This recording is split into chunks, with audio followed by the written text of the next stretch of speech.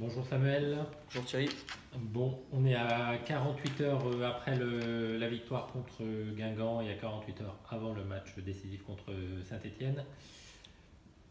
Un petit mot déjà sur l'ambiance au sein de l'effectif, comment le résultat a été vécu et voilà, comment les joueuses sont après cette Ouais, performance. forcément, le samedi après le match, il y a cette euphorie de post-match, on va dire, avec cette victoire. Donc voilà, c'est le discours que j'ai eu de vraiment profiter le soir même, de profiter de l'énergie des gens parce qu'il y avait quand même un peu de monde et je les remercie encore une fois. C'était vraiment bien, ils ont vraiment joué ce rôle du 12e homme.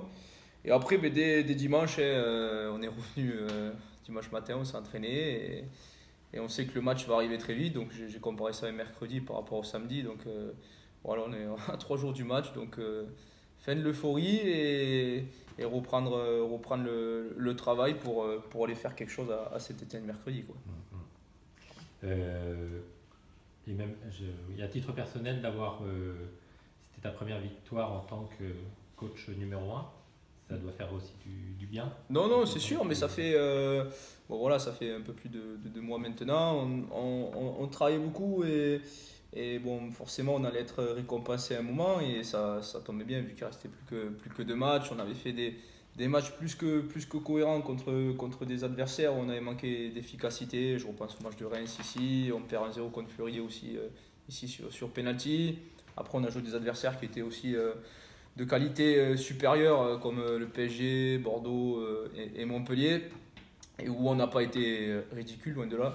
Donc voilà, là c'est sûr que c'est une satisfaction pour le staff aussi quand vous gagnez. Mais bon, après il reste cette dernière étape mercredi pour aller chercher ce maintien, quoi. Bon. Ouais, en termes de fatigue, là, comment sont les filles? On sait que ça va quand même être une des données du match. Non, non, mais Arriver à gérer autant enfin, deux matchs aussi importants en 5 jours. c'est sûr, ben, les corps sont fatigués parce que voilà, bon, là, on est 48 heures après le match. Elles ont beaucoup donné samedi sans calculer. De par ce score de 2-0, ben, ça m'a permis aussi de. Voilà, j'ai sorti Binta Diakité un peu plus tôt. Après, voilà, j'avais fait 2 changements à l'heure de jeu aussi. Donc, forcément, ben, comme tu dis, la fraîcheur va avoir son rôle important mercredi. Et d'où l'intérêt d'avoir 18 filles concernées. Parce que voilà, les entrées de samedi ont été très bonnes. Les 4 entrées ont été très bonnes. Elles ont amené beaucoup de choses. Et mercredi, il faudra que ce soit le cas aussi parce que c'est sûr que ça va jouer. Je pense que bon, les filles sont largement en capacité de tenir 90 minutes quand vous dites que c'est le dernier match de la saison. Après, voilà, c'est cette fraîcheur sur les entrantes qui va aussi faire la différence. Ok. Donc ça veut dire que la tentation, elle est quand même celle de vouloir conserver la même équipe voilà, quand on a eu un succès assez probant. On a plutôt envie de Oui, reconduire après, c'est le une même 11. c'est une possibilité. Après, comme je te l'ai dit, voilà, les filles qui sont rentrées ont forcément marqué des points, vu que voilà, on a une entrée de Fatima qui nous met un super but, mais même qui, après, sur l'aspect défensif, a travaillé, a amené de la percussion facilement. Shana aussi était très investie de par ses courses, son repli défensif.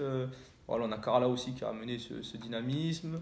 On a Minata qui, quand Anna avait des crampes à fin de match, a aussi apporté cette stabilité qu'il fallait. Donc, voilà, là de toute façon c'est le rôle d'un groupe de 18 quoi.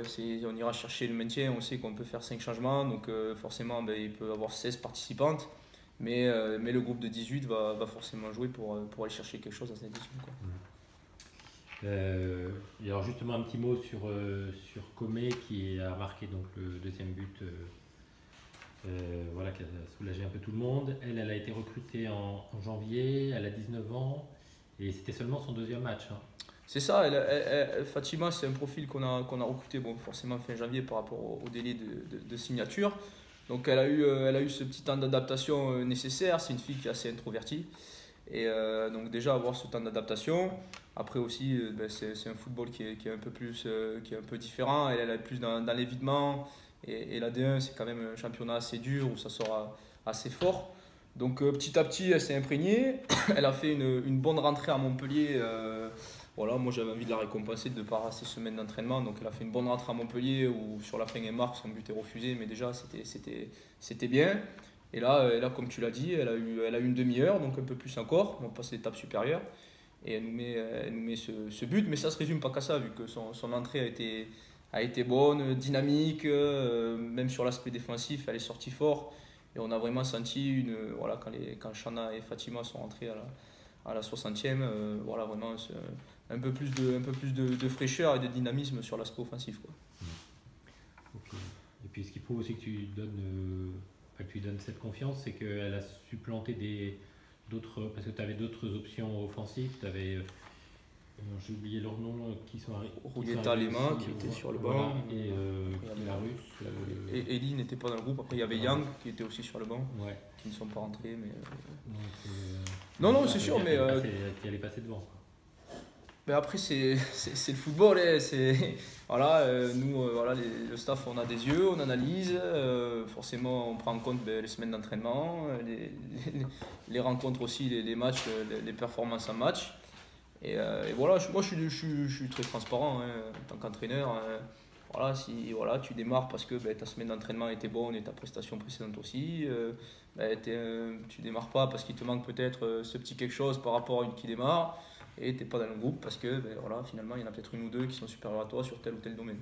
Donc moi je suis transparent, il n'y a pas de souci. Pareil sur la fin, je lui dis à la petite Aminata Keita, voilà, bon, c'est sûr que sur les derniers matchs, et on avait besoin d'égaliser ou d'aller chercher même quelque chose. Donc forcément, j'allais pas forcément faire entrer un profil défensif.